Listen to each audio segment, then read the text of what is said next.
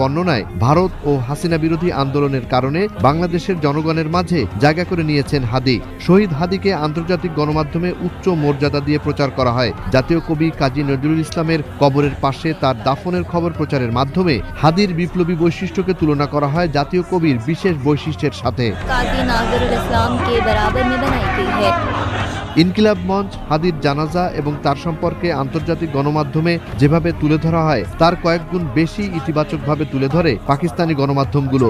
ইনকিলাব মঞ্চকে আজাদী আন্দোলনের অগ্রপথিক এবং শরীফ ওসমান হাদিকে মহান বীর হিসেবে তুলে ধরে তারা। পাকিস্তানি গণমাধ্যমে ওসমান হাদি হত্যায় ভারতীয় গোয়েন্দা সংস্থা রিসার্চ অ্যান্ড অ্যানালাইসিস উইংস রয়ের প্রত্যক্ষ সংশ্লিষ্টতা প্রচার করা হয়। বলা হয় ভারত ও হাসিনা বিরোধিতার কারণেই হত্যা করা হয় হাদিকে। তাকে শহীদ হিসেবে প্রচার করে বেশিরভাগ পাকিস্তানি গণমাধ্যম।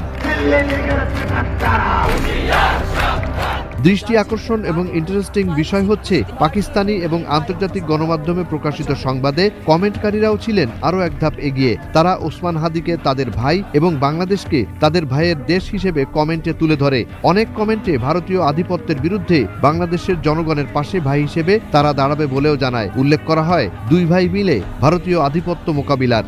भारत और मोदी सरकार के खिलाफ भी शदीद नारेबाजी हुई। এদিকে শহীদ শরীফ ওসমান হাদির জানাজা এবং ইনকিলাব মঞ্চের আন্দোলনকে সম্পূর্ণ বিপরীতভাবে তুলে ধরতে দেখা যায় ভারতীয় গণমাধ্যমগুলোতে।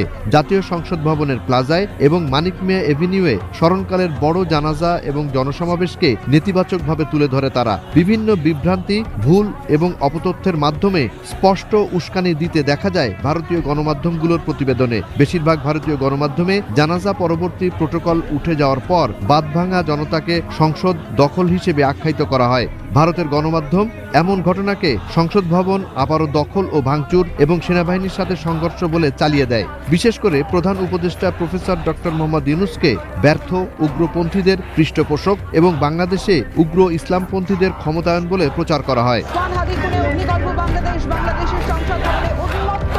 অনেক ভারতীয় গণমাধ্যম শহীদ ওসমান বিন হাদির খুনি স্মরণকালের জানাজা নিয়ে নিউজ করে দায়সারা, বরং এর তুলনায় সহিংসতা এবং সংখ্যালঘু আক্রান্তের ইস্যু নিয়ে বিভিন্ন আজগুবি